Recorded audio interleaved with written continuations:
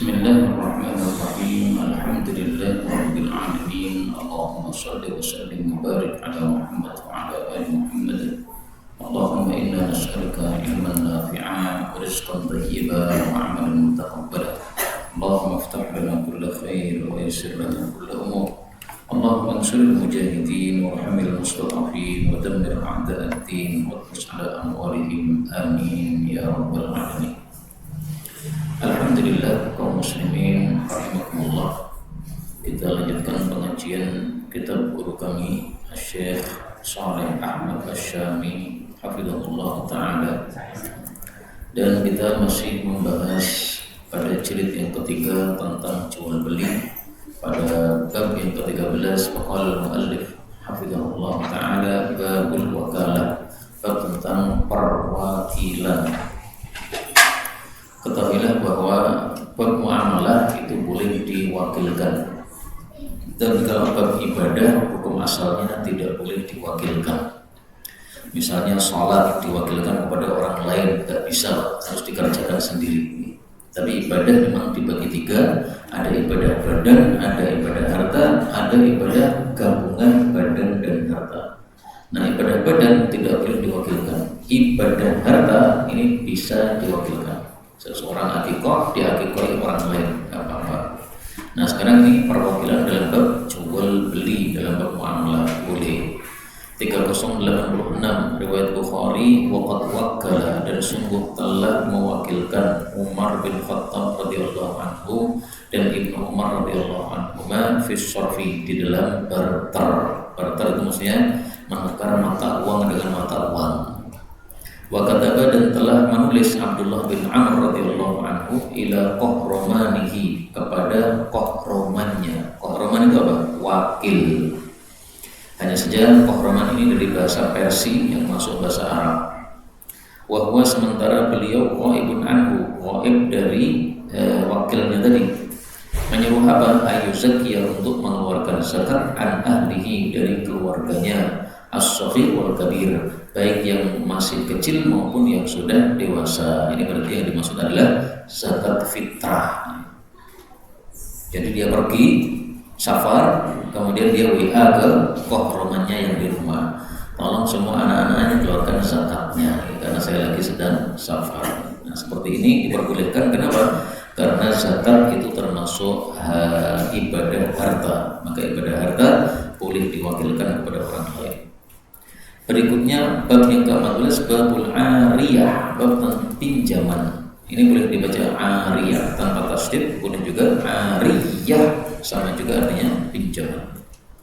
3087 dari Abu Umamah radhiyallahu anhu berkata, aku mendengar Nabi SAW bersabda di dalam khutbah pada tahun Haji Wada, yaitu tahun 10 Hijriah. Al-ariyatu, pinjaman itu mu'addatun, ditunaikan. Maksudnya apabila barangnya masih ada, dikembalikan barang. Apabila tidak ada, hilang misalnya atau rusak, maka dikembalikan harganya. Misalnya seseorang pinjam laptop saya ini, ketika sudah selesai kembalikan laptopnya. Ketika sudah selesai mau dikembalikan, ternyata hilang, tinggal tasnya saja. Nah, bayar. Harganya berapa dulu?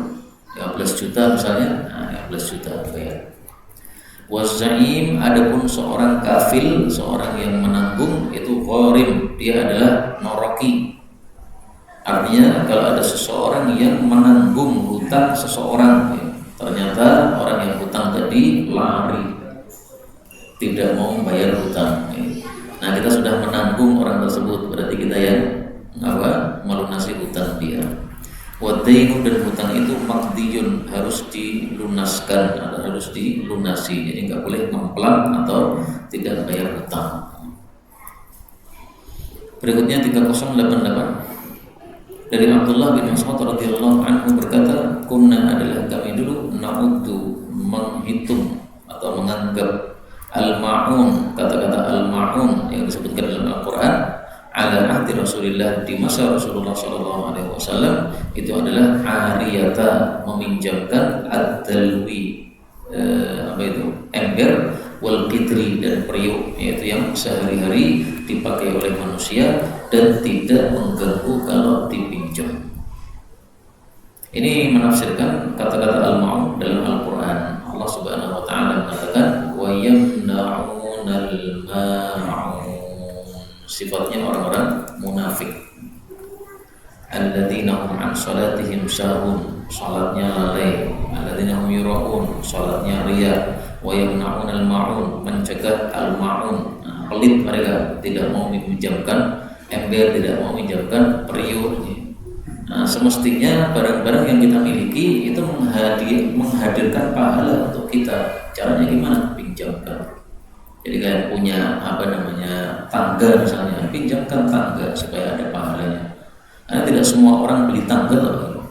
Nah, maka kalau punya tangga itu tulisi saja, boleh dipinjam, supaya semua tetangga paham mengenai kene oleh dicile. Apalagi yang punya gerinda, nggak semua orang punya gerinda, nah, diiklankan saja, boleh dipinjam. Apalagi semuanya alat-alat yang diperlukan oleh manusia, sementara tidak semua orang punya. Nah, silahkan dipinjamkan, mendapatkan pahala. Jadi kalau beli alat-alat begitu, niatkan untuk berjamaah supaya apa? Ada pahalanya. 3089 dari Sofwan bin Umayyah. Sofwan bin Umayyah ini saudaranya Ya'la bin Umayyah. Terus dalam satu riwayat itu bukan Ya'la bin Umayyah, tapi Ya'la bin Munyah. Berarti sini juga bisa ya. Ya, Sofwan bin Munyah. Bedanya apa? Munyah sama Umayyah. Kalau Umayyah ini bapaknya, kalau Munyah itu ibunya. Ini kebetulan bapak ibu namanya mirip. Satunya Umayyah, satunya Munyah, ibunya Munyah. Bahwasanya Rasulullah SAW ista'ara meminjam minhu dari Sofwan adra'an, beberapa baju besi yaum Hunain pada hari perang Hunain tahun 8 Hijriah. Faqala, maka si Sofwan ini mengatakan, al-ghusbun, apakah gosok ya Muhammadun, wahai Muhammad. Dia memanggil dengan Muhammad, ini berarti belum masuk Islam, Pak. Jadi waktu itu kan Fathu Makkah, kemudian Rasulullah SAW pinjam kepada orang-orang Mekah yang punya baju besi. Salah satunya ini Sofwan bin Umayyah, belum masuk Islam dia. Nah, maka ngomongnya ya Muhammad. Kalau sudah masuk Islam nggak mungkin ya Muhammad, pasti ya Rasulullah. Faqala, maka Rasul bersabda, la, tidak kosong, bahkan ariyatun, satu pinjaman, madmunatun, yang ditanggung atau dijamin. Dijamin maksudnya gimana? Kalau barangnya masih ada, saya kembalikan. Kalau barangnya rusak atau tidak ada, saya tanggung harganya berapa. Setelah itu betul perang Hunain terjadi. Rasulullah pinjam 30 baju besi dari Sofwan ini. Begitu selesai perang, dicari baju besinya kurang, Pak. Anggaplah tinggal 25. Akhirnya beliau panggil Sofwan. Wahai Sofwan, ini baju besinya kurang. Bagaimana? Saya harus bayar tidak? Dia mengatakan tidak ya Rasulullah. Nah, jawabannya sudah berubah, Pak. Karena pas awal dipinjam itu belum masuk Islam, tapi setelah itu sudah masuk Islam, sudah bagus Islamnya, sehingga dia merelakan barangnya hilang, gak apa-apa ya, ada pahalanya. Maka Sofwan bin Umayyah ini kemudian menjadi sahabat Nabi. Dia termasuk orang-orang yang muslimatul fatah, masuk Islam pada waktu Fathu Makkah. Berikutnya bab 15, bab maja'a fi, bab tentang al-wadi'ah, titipan. 3090 dari Abdullah bin Amr radhiyallahu anhuma, Rasulullah SAW bersabda, man uti, siapa dititipi wadi'ah, satu titipan, fala dhamana, maka tidak ada tanggungan alaihi terhadapnya, dia tidak menanggung. Kaum muslimin rahimani wa rahimakumullah, tangan seseorang yang memegang barang itu ada dua. Yang pertama yadu dhaman, tangan yang harus menanggung. Yang kedua yadu amanah, tangan yang tidak harus menanggung. Contohnya tangan yang menanggung itu apa? Misalnya hutang. Nah, saya hutang kepada seseorang, tangan saya memegang hutang tadi, saya menanggung. Seandainya saya sudah dapat pinjaman 1 juta, kemudian saya bawa pulang ke rumah, Ternyata di tengah jalan kantong saya bolong, duitnya jatuh. Saya belum menggunakan 1 juta, tapi saya nanggung untuk melunasi berapa? 1 juta. Kenapa? Karena tangan orang utang itu yaitu toman. Nah sekarang yaitu amanah. Contohnya apa? Contohnya wadiah itu. Titipan itu tangannya tangan amanah. Berarti kalau ada orang saya titipi barang, kemudian barangnya hilang, maka dia tidak menanggung. Kenapa? Tangannya tangan amanah. Tetapi ada pengecualian, kecuali kalau yang dititipi ini teledor, istilahnya itu taksir. Taksir itu teledor, maka dia nanggung. Saya titip HP kepada seseorang, HP saya ditaruh di luar rumah dia, Pak.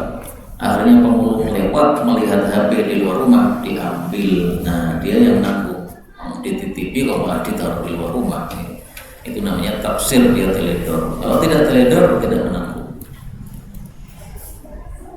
Kalau muncul pertanyaan, bagaimana dengan bab sebelumnya? Bab sebelumnya kan pinjaman.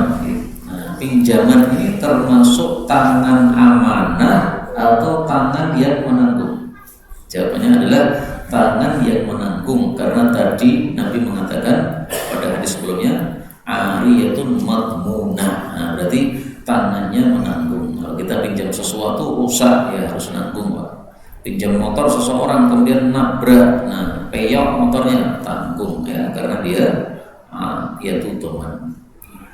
Berikutnya 91 dari Aisyah radhiyallahu anha, di dalam hijrah Nabi SAW dia berkata, wa amara, dan telah menyuruh Rasulullah SAW Aliyan, kepada Ali radhiyallahu anhu, ayatakhallafa, untuk dia mundur, anhu, dari Nabi di Makkah.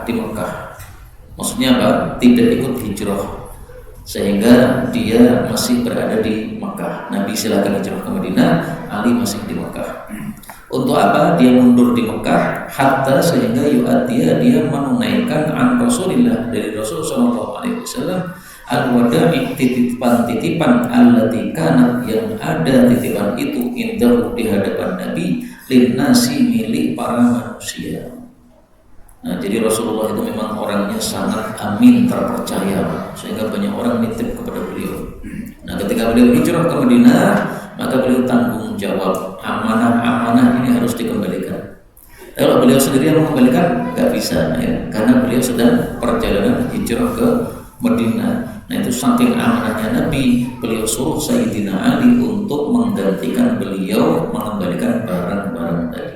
Maka beliau disebut sebagai Al-Amin, orang yang terpercaya.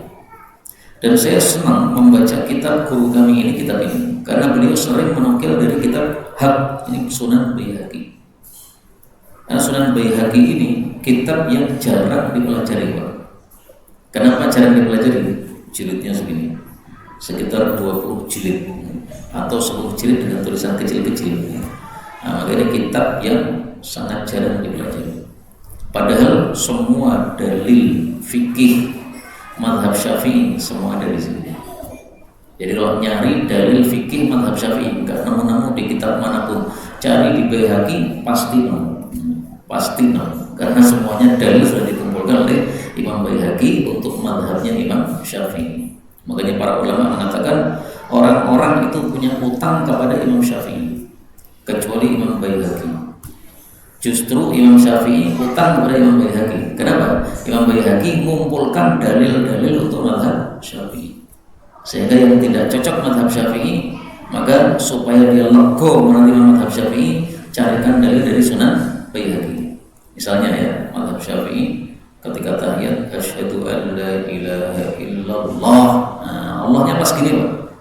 Itu kalau nggak ada yang nggak terima, bacakan Sunan Baihaqi. Setelah baca dia mandok-mandok, oh ya ini dalil ternyata. Nah, jadi apa?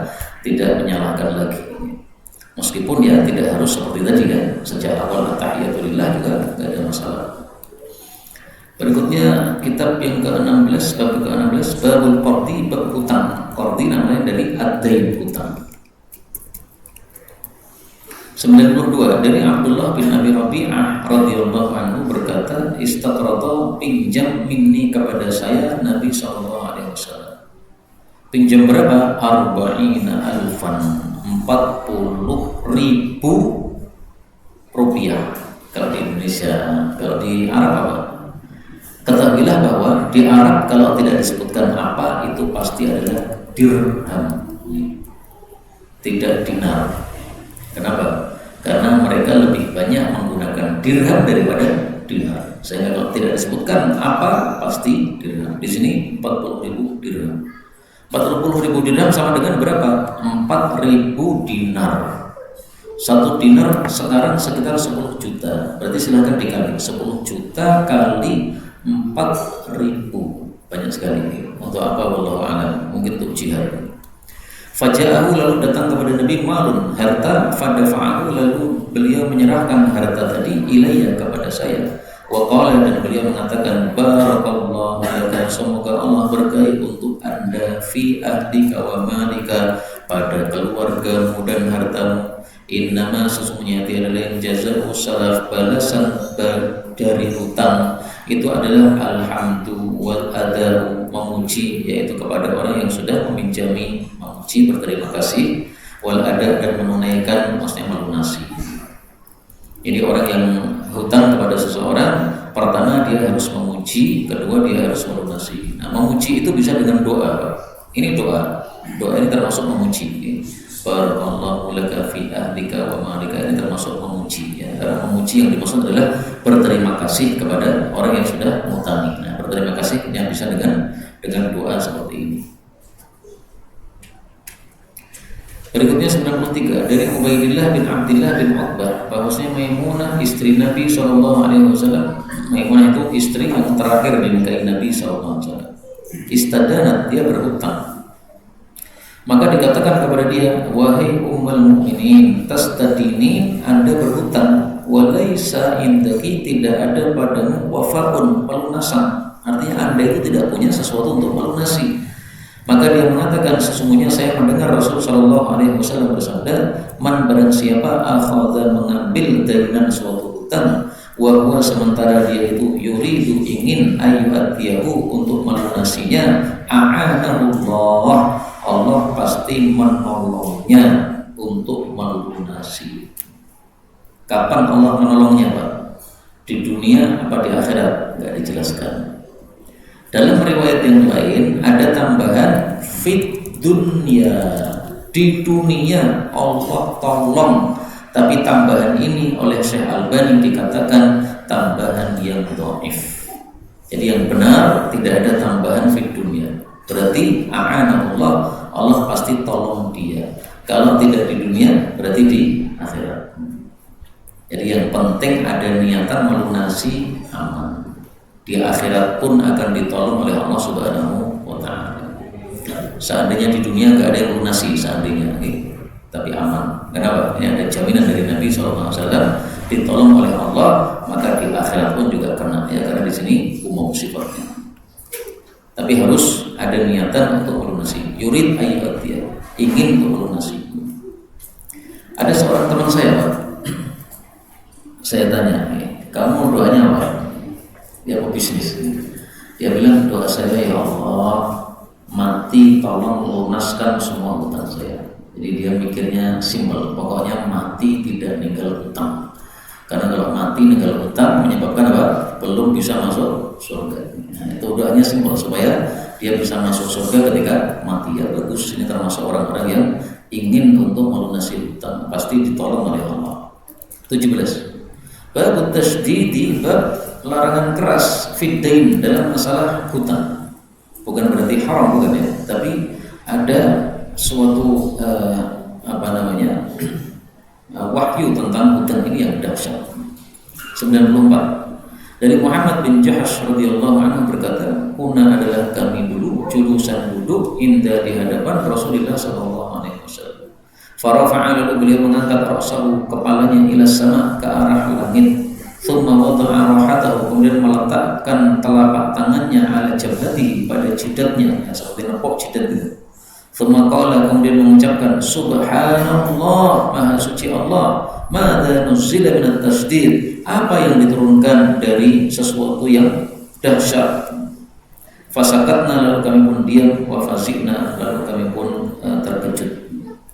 Dan ini menunjukkan bahwa melihat ke arah langit ini termasuk sesuatu yang disyariatkan apabila untuk suatu hajat, misalnya untuk tafakkur, misalnya lagi untuk berdoa kepada Allah Subhanahu wa taala, berdoa begini, tidak ada masalah melihat ke arah langit. Nah, di sini Rasulullah SAW melihat ke arah langit kemudian mengatakan seperti ini berarti mendapatkan wahyu dari Allah Subhanahu wa taala. Falamma tatkala kana adalah minal ghad, tapi besoknya saat itu saya pun bertanya kepada Nabi, ya Rasulullah, hadza ma hadza tasydid, apa sesuatu yang dahsyat alladzi nuzil yang telah diturunkan, yaitu wahyu itu. Faqala, lalu beliau bersabda, walladzi nafsi biyadi, demi zat yang jiwaku ada di tangannya. Nah, ini mulai beliau sebutkan wahyunya. Lau anna rajulan, kalaulah bahwasanya seseorang qutila fi sabilillah, dibunuh di jalan Allah, mati syahid, thumma uhiya, kemudian hidup lagi, thumma qutila, kemudian dibunuh lagi, thumma uhiya, kemudian dihidupkan lagi, thumma qutila, kemudian dibunuh lagi 3 kali. Qutila, thumma qutila, thumma qutila 3 kali. Wa alaihi dainun, meskipun dia menanggung hutang, ya, sementara dia menanggung hutang, ma dakhala al-jannah, dia tidak bisa masuk jannah hatta yuqta'anhu, sampai dilunasi untuknya dainuhu, hutang tadi. Jadi orang mati syahid belum bisa masuk surga meskipun mati syahidnya 3 kali, nggak bisa, sampai dilunasi hutangnya. Ini yang saya sebutkan kemarin, ya, bahwasanya hukukul adami, haknya manusia, mabniyatun 'alal musyahah, dibangun di atas pelit, sehingga harus ditunaikan, dilunasi. Kalau hukum kalau hanya Allah itu dibangun atas musamahah, longgar.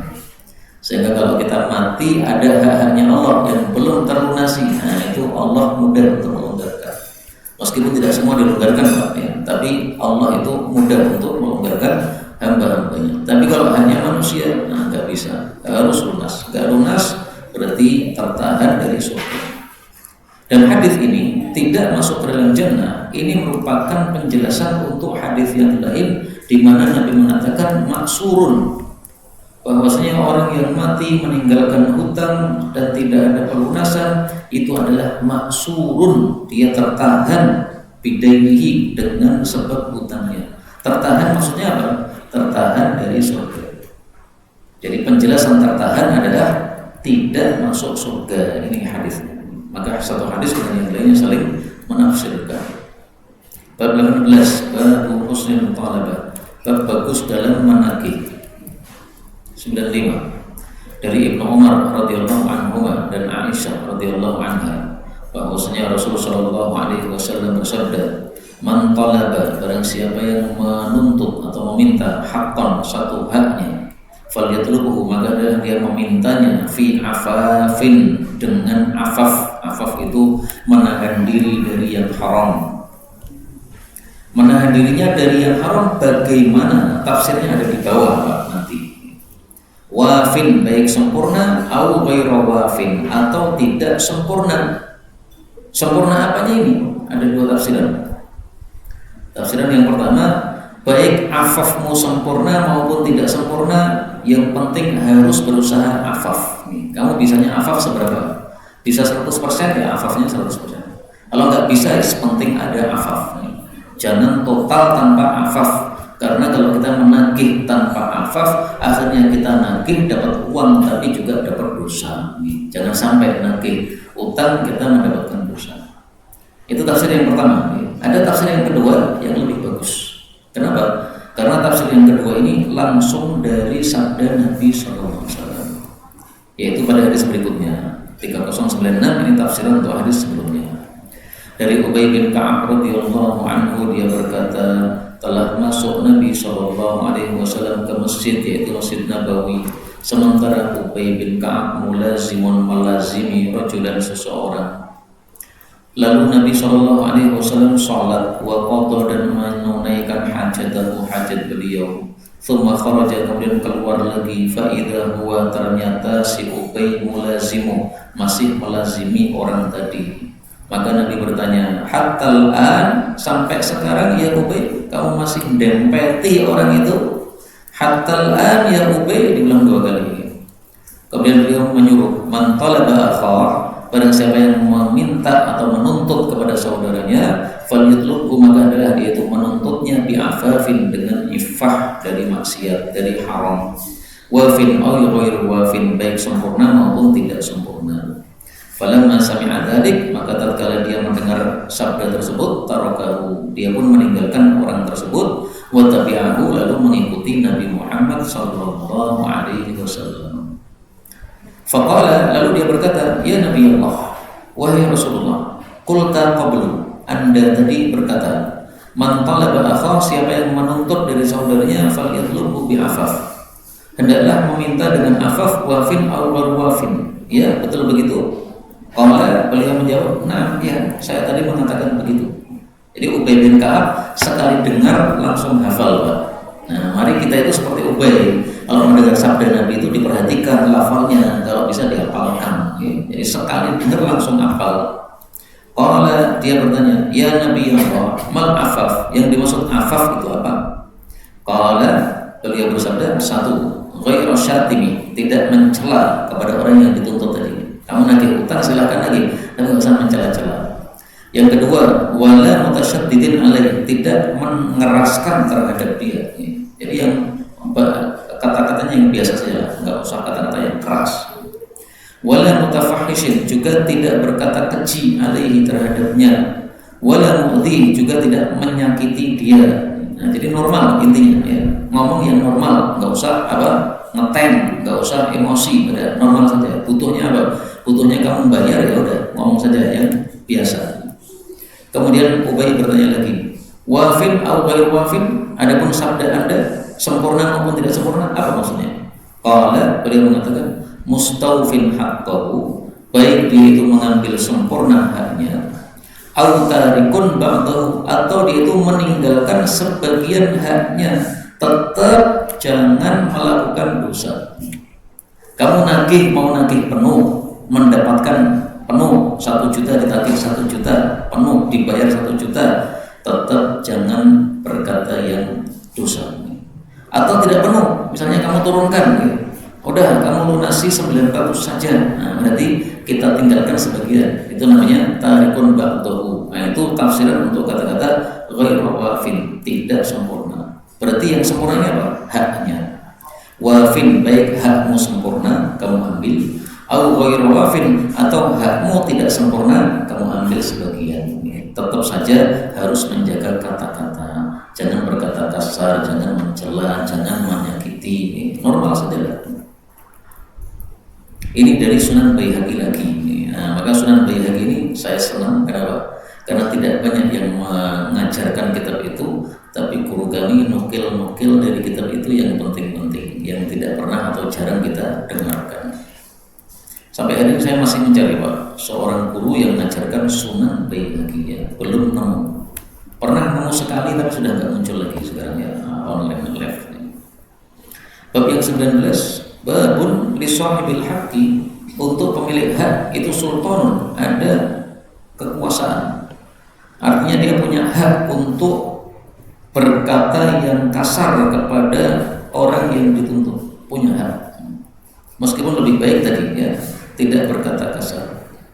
3097 dari Abu Sa'id Al-Khudri radhiyallahu anhu berkata, telah datang Arabiyun, orang Arab Badui, kepada Nabi sallallahu alaihi wasallam, yataqadha, menagih dainan hutang kana alaih, yang menjadi tanggungan Nabi.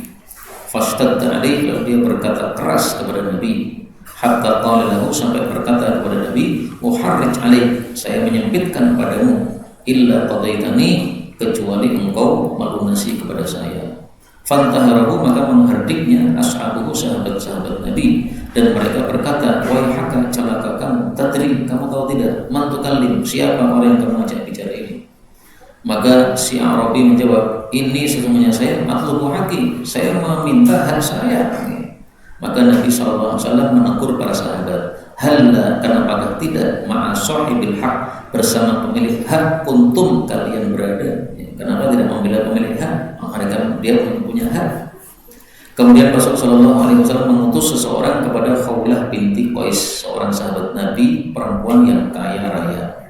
Maka Nabi bersabda kepadanya, "Ingkana jika adalah indaki padamu tamrun ada kurma, fa'akridina maka hutangkan kepada kami, hatta yatiana sampai datang kepada kami tamruna kurma kami, fanaqdiyaka maka kami akan melunasi kamu." Jadi Nabi itu sebenarnya punya cadangan kurma di mana? Di Khaybar.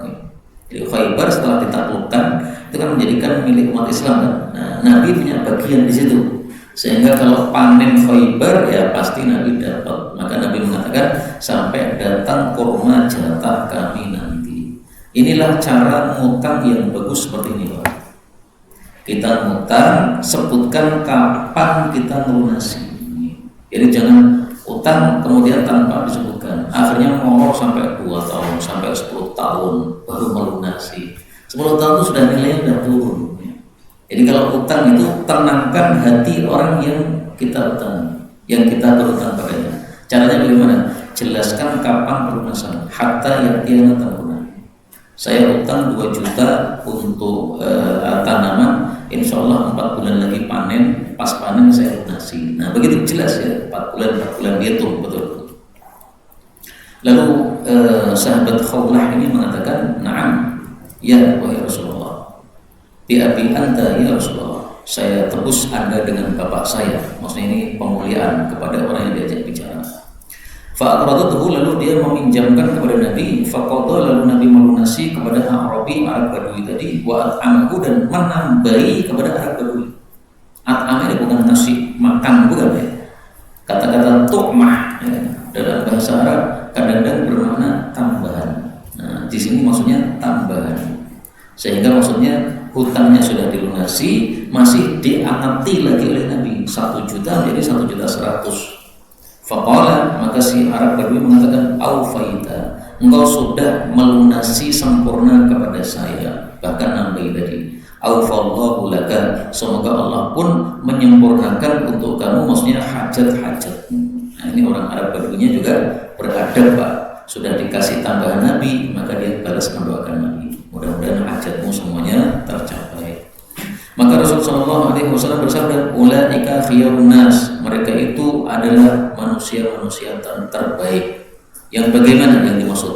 Yang dimaksud adalah orang-orang yang tidak melakukan yang sebaliknya dari sabda berikut ini. Innahu, sesungguhnya, la quddisat, tidaklah disucikan ummatun, suatu umat, la ya'khudhu, yang tidak bisa mengambil, al-dha'ifu, orang lemah, fiha, pada umat tadi, haqqahu, akan haknya, ghairu muta'ta', tanpa dia itu gelisah atau tanpa dia itu tidak nyaman. Jadi harus orang lemah mengambil haknya dengan nyaman. Kalau ada orang lemah mengambil haknya tanpa kenyamanan, itu berarti umat tersebut tidak bisa membela orang lemah. Itu berarti umat yang tidak disucikan. Tidak disucikan dari apa? Saya cari dalam syarahnya, cuma dikatakan la tuhhirat, tidak disucikan, rak, titik. Kemudian saya tambahi Pak, barangkali yang dimaksud Nabi adalah tidak disucikan dari dosa.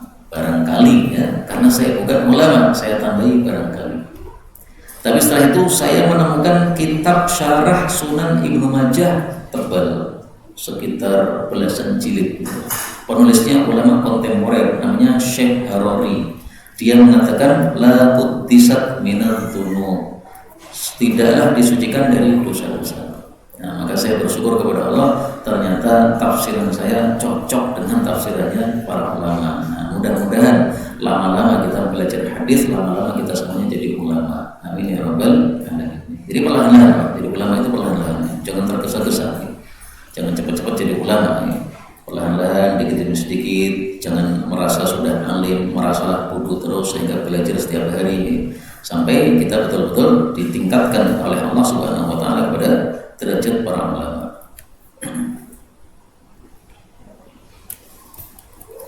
Bab 20. Babul wad'i minatain, bab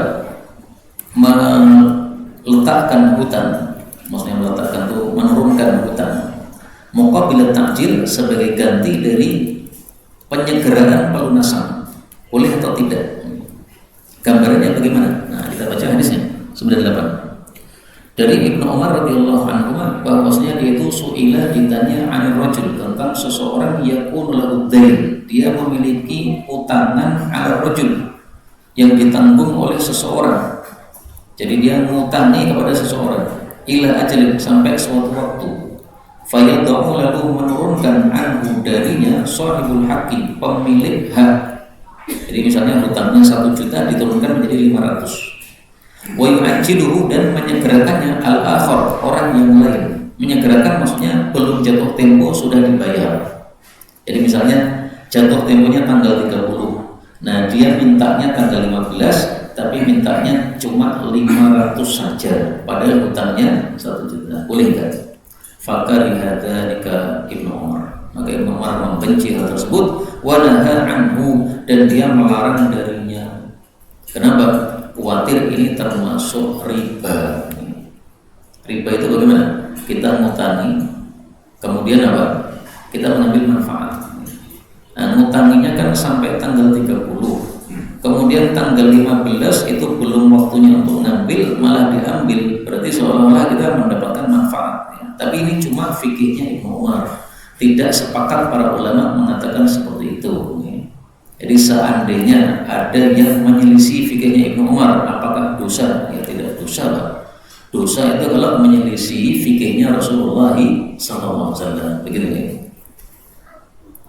Sampai di sini sudah bintang 3. Berarti sudah habis bab yang kita pelajari sebelumnya ini. Kita akan masuk kitab baru, Al-Kitabut Tsalits tentang Al-Muzara'ah wal Ijarah. InsyaAllah kita bahas pada waktu yang akan datang.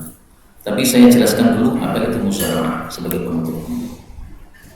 Muzara'ah, jadi gini, untuk mempelajari fikih jual beli, ini ada istilah-istilah yang perlu kita hafalkan. Ada istilah muzara'ah, ada istilah mu'ajarah, ada istilah muhaqalah. Ini istilah-istilah ini paling bagus kita hafalkan maksudnya. Jangan mengandalkan tulisan, karena kalau mengandalkan tulisan, tulisannya hilang, kita ditanya nggak bisa jawab. Mari kita hafalkan. Gampang sekali hafalkan. Muzara'ah diambil dari kata-kata mazra'ah. Mazra'ah artinya kan sawah kan. Nah, berarti kalau menemukan kata-kata muzara'ah, ingat-ingat mazra'ah yang artinya sawah. Bagaimana itu? Saya punya sawah, saya tidak sempat menggarap. Saya suruh orang lain untuk menggarap. Hasilnya dari sawah tadi saya gunakan untuk mempai dia. Nah, itu namanya muzara'ah. Kalau saya kasih duit, kamu garap saya sawah saya 1 bulan saya gaji 1 juta, nah itu namanya bukan muzara'ah. Karena upahnya bukan dari hasil sawah tadi, tapi upahnya adalah ujroh. Ujroh artinya apa? Upah. Nah, berarti kalau upahnya uang disebut mu'ajarah. Kenapa mu'ajarah? Karena dari kata-kata ujroh yaitu upah. Kalau upahnya adalah dari hasil panen, nah berarti muzara'ah. Mudah sekali. Bagi yang paham apa itu muzara'ah, apa itu sawah, nah, muzara'ah paham. Bagi yang paham apa itu ujroh, artinya upah, berita paham apa itu mu'ajarah. Insya Allah kalau kita terbiasa menghafalkan ini akan jadi mudah fikih jual beli ini, karena sebagian santri menganggap ini fikih jual beli agak susah karena banyak istilah. Nah, istilah-istilah yang ada kembalikan ke bahasa asalnya. Muzara'ah asalnya mazra'ah, mu'ajarah asalnya ujrah. Jadi mudah. Wallahu a'lam bishawab. Alhamdulillahi rabbil alamin.